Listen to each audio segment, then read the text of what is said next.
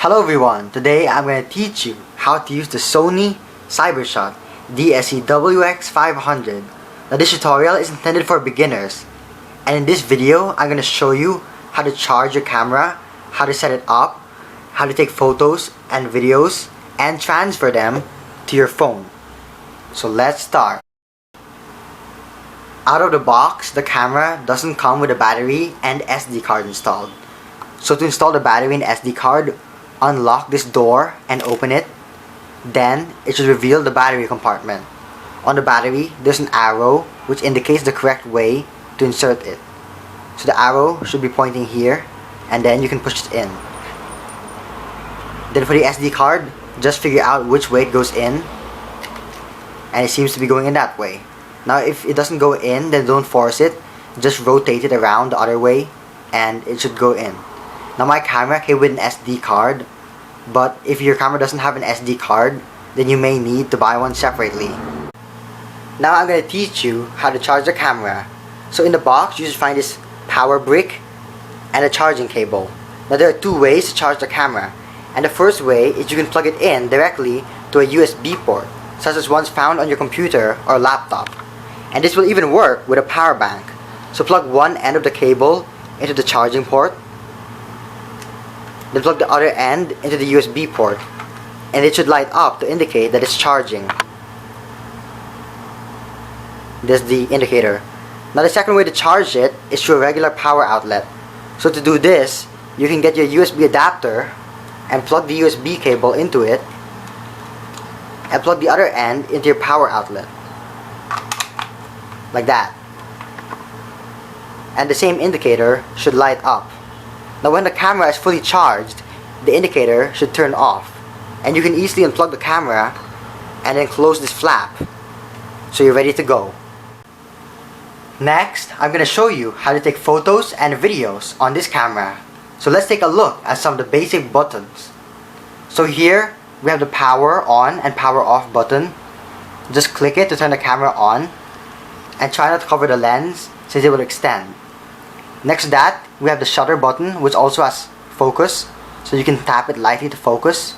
That's the focus, and then press it all the way down to take the picture. There's also a zoom rocker, so move it to the right to zoom in, and to the left to zoom out. You can see the lens is moving.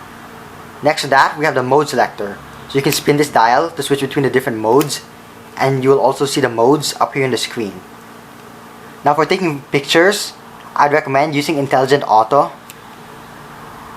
and this will automatically adjust the camera settings for each scenario. So you can just frame your shot, maybe use some zoom, and then take the picture. And there we go. If you want to take a selfie or a shot from a lower angle, then you can easily just flip the screen like that. And if we're taking a selfie, it will automatically adjust and flip it around.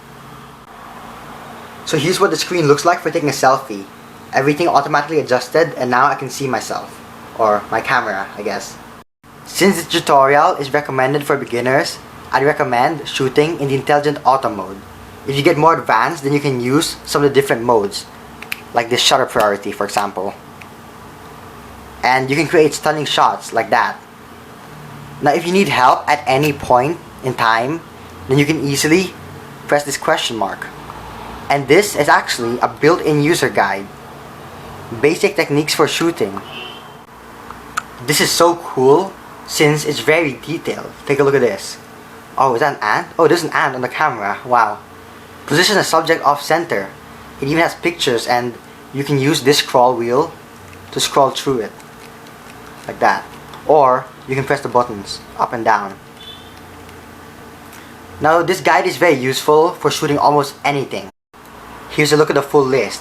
We have basic techniques for shooting, then portraits, landscapes, night scenes, shooting close up with macro, shooting a subject in motion, and it will really teach you how to make the most out of your camera.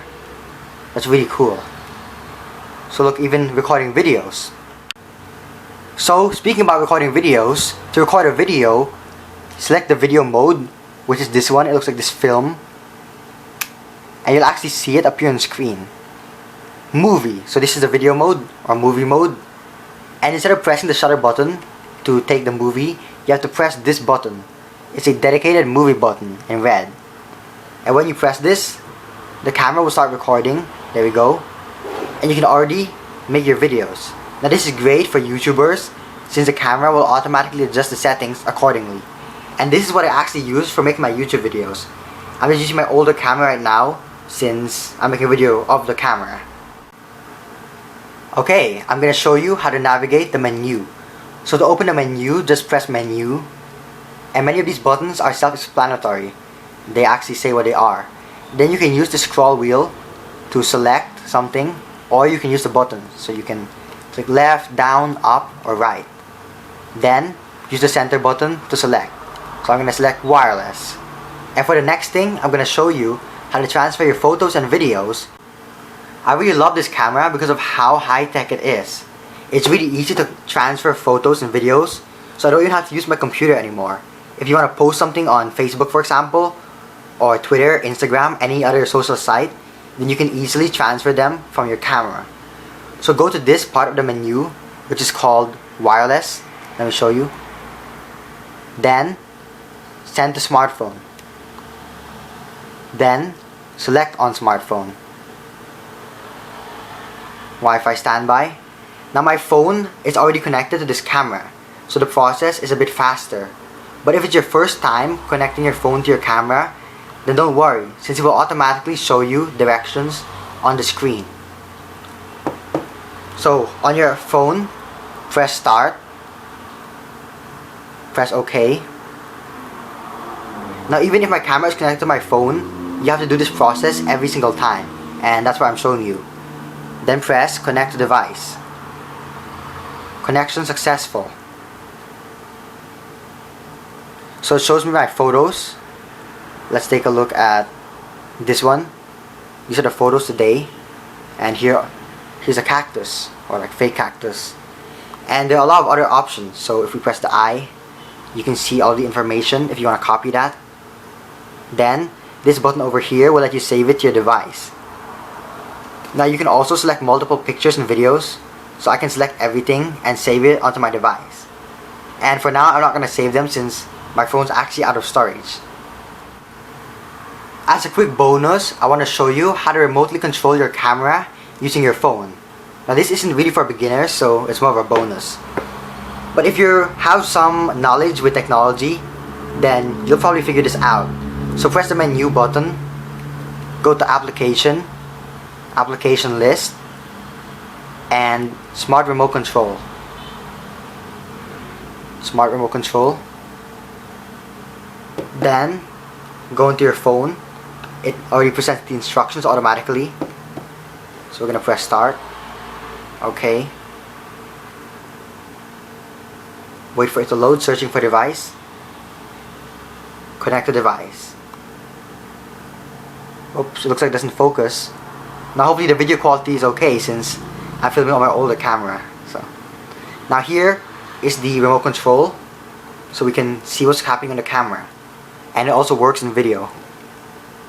So let's go to video. So now instead of a shutter button, we have a record button. There. So there are a few other settings. Display, menu, W and T, so telephoto. Zooming in, pretty cool. Wide, let's zoom out.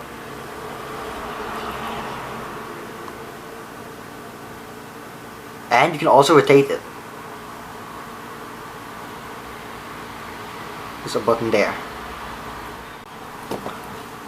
So hopefully you found this video useful. I didn't want this video to be too long since it's just for beginners, and hopefully you learn how to use your camera.